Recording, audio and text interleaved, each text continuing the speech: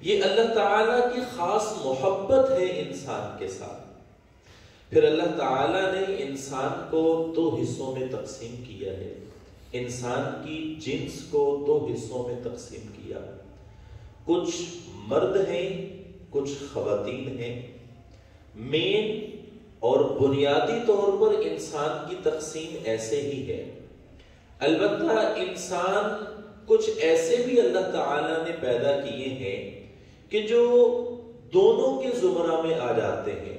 بس اوقات خواتین اور مرد دونوں کے زمرہ میں آ جاتے ہیں، جس کو ہمارے معاشرے میں جو ہے وہ خواجہ سرا کہا جاتا ہے۔ یہ اللہ کی ایک مخلوق ہے، یہ بھی ہے تو انسان ہی، لیکن یہ بھی اللہ تعالیٰ کی طرف سے ایک خاص قسم کی آزمائش ہوتی ہے۔ تو اللہ نے انسان کی دو تقسیمیں کر دی، مرد بنا دیا اور خاتون عورت بنا دیا۔ سب سے پہلے تو یہ بات ہمیں سمجھ لینی چاہیے کہ اللہ تعالیٰ اگر کسی کو مرد بناتا ہے تو وہ بھی اپنی قدرت کاملہ سے، اور اگر کسی کو عورت بناتے ہیں تو وہ بھی قدرت کاملہ سے۔ اگر اللہ کسی کو بیٹا عطا کرتا ہے تو وہ بھی اللہ کی قدرت سے ہوتا ہے، اگر کسی کے ہاں بیٹی پیدا ہوتی ہے تو وہ بھی اللہ ہی کی قدرت سے ہے۔ انسان کا یا عورت کا یا مرد کا اس میں کوئی دخل نہیں ہے کہ اس دفعہ میاں بیوی نے پلان کیا ہو کہ ہم نے اس دفعہ مرد لڑکا پیدا کرنا ہے یا ہم نے اس دفعہ لڑکی پیدا کرنی ہے۔ یہ کوئی نہیں کر سکتا، یہ صرف اور صرف اللہ کی قدرت ہے کہ اللہ جس کو چاہے لڑکا عطا دے اور جس کو چاہے لڑکی دے۔ قرآن مجید کے اندر اس کو یوں تعبیر کیا گیا ہے، للہ ملک السماوات والارض یخلق ما یشاء یہب لمن یشاء اناثا ویہب لمن یشاء الذکور او یزوجہم ذکرانا واناثا ویہب لمن یشاء عقیما۔ اللہ تعالیٰ فرماتے ہیں للہ ملک السماوات والارض، زمین و آسمان اور زمین و آسمان پہ بسنے والی ہر چیز اور زمین و آسمان کی بادشاہت میرے اللہ کے لیے ہے۔ یخلق ما یشاء، جو چاہے اللہ پیدا کرے۔ زمین و آسمان کے درمیان میں یہ جتنی بھی مخلوقات ہیں اللہ جس کو چاہے جیسا چاہے پیدا کر سکتے ہیں، کیونکہ زمین و آسمان کی بادشاہت اللہ کی ہے۔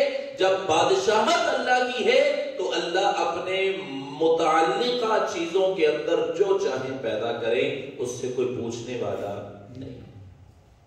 یہب لمن یشاء اناثا ویہب لمن یشاء الذکور، اسی آیت میں اللہ کہتے ہیں اللہ جس کو چاہے بیٹیاں عطا کرے اور جس کو چاہے بیٹے عطا کرے، او یزوجہم ذکرانا واناثا ویہب لمن یشاء عقیما، اور اللہ جس کو چاہے عقیم بانجھ بنا دے، نہ اللہ ان کو بیٹے عطا کرے نہ بیٹیاں عطا کرے۔ یہ اللہ کی قدرت ہے۔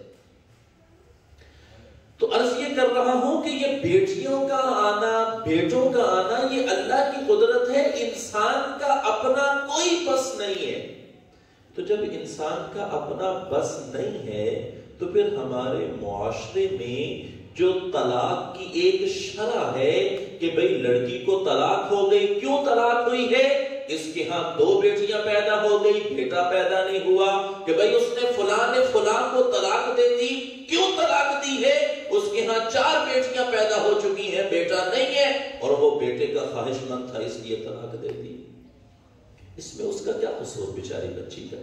جب اللہ، اس کا مطلب یہ ہے کہ ہمیں اللہ پر یقین نہیں ہے، ہم اللہ کو معبود نہیں مانتے، ہم اللہ کو خالق نہیں مانتے، ہم اللہ کو اپنا خدا نہیں مانتے، اسی وجہ سے ہمارا اللہ کی ذات پر یقین نہیں ہے۔ ہم کہتے ہیں کہ بچیاں اور بیٹے دینا، بیٹیاں اور بیٹے دینا یہ عورت کے اختیار میں ہے، اسی وجہ سے وہ بار بار بیٹیاں پیدا کر رہی ہے، بیٹا پیدا نہیں کر رہی، اس لیے اس کا قصور ہے، اس کو سزا یہ دے گی کہ ہم اس کو طلاق دے دیں گے۔ یہ تو کم علمی جہالت پر مبنی بات ہے کہ ایک چیز میرے اختیار ہی میں نہیں ہے پھر اس کی مجھے سزا دی جائے۔ یہ تو کہیں کا اصول نہیں ہے کہ ایک انسان گناہ نہ کرے اور اس کو اس کی سزا مل جائے، یہ تو جہالت کی بات ہے، اصول اور قانون کی بات نہیں۔ جب اللہ یہ کہہ رہا ہے یَهَبُ لِمَن يَشَاءُ إِنَاثًا وَيَهَبُ لِمَن يَشَاءُ الذُّكُورَ کہ جس کو چاہوں بیٹے عطا کرو، جس کو چاہوں بیٹیاں عطا کرو، تو اس کا مطلب یہ ہے کہ انسان کا اس میں کوئی اختیار نہیں۔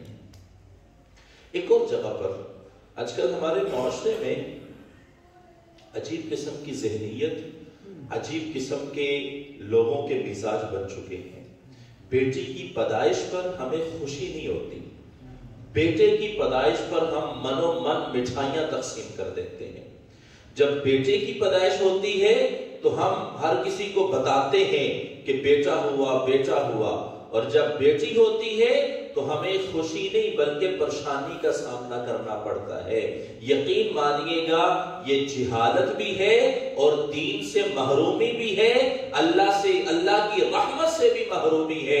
یہ بات یاد رکھیے گا، حدیث مبارکہ کے اندر آتا ہے، اللہ کے پاک پیغمبر محمد رسول اللہ نے ارشاد فرمایا کہ جب انسان کے ہاں بیٹی پیدا ہوتی ہے تو وہ بیٹی اللہ کی رحمت ہوتی ہے، اللہ اس رحمت کی وجہ سے انسان کی بخشش بھی فرمائیں گے اور انسان کے لیے جنت کا فیصلہ بھی فرمائیں گے۔ اور ہم یہ ہیں کہ ہم بیٹی کی پیدائش پر پشماندگی کا اظہار کرتے ہیں۔ اللہ کے پاک پیغمبر نے ارشاد فرمایا کہ اللہ کے نبی صلی اللہ علیہ وسلم کی زبان مبارک سے نکلے ہوئے الفاظ ہیں۔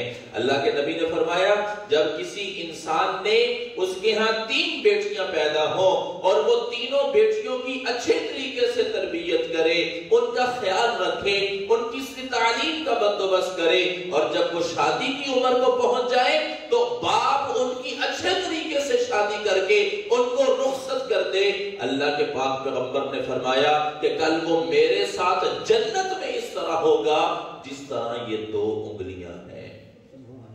ایک صحابی رسول نے پوچھا یا رسول اللہ اگر کوئی ایسا انسان ہو جس کی 3 بیٹیاں نہیں ہیں، اس کی 2 بیٹیاں ہو، تو یا رسول اللہ کیا وہ بھی اس فضیلت کا مستحق ہوگا؟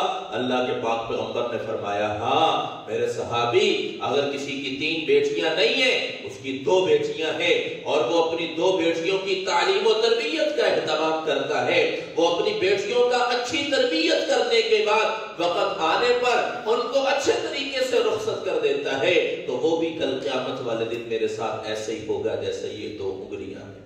پھر صحابی رسول نے پوچھا یا رسول اللہ اگر کسی کی 2 بیٹیاں نہیں ہیں، ایک ہی بیٹی ہے، تو یا رسول اللہ اس کے لیے کیا حکم ہے؟ اللہ کے پاک پیغمبر نے فرمایا اگر کسی کی ایک ہی بیٹی ہے اور وہ ایک بیٹی کی تعلیم و تربیت کا اہتمام کرنے کے بعد اچھے طریقے سے اس کو رخصت کرے گا تو اس کو بھی یہی فضیلت ملے گی۔ اور آج کل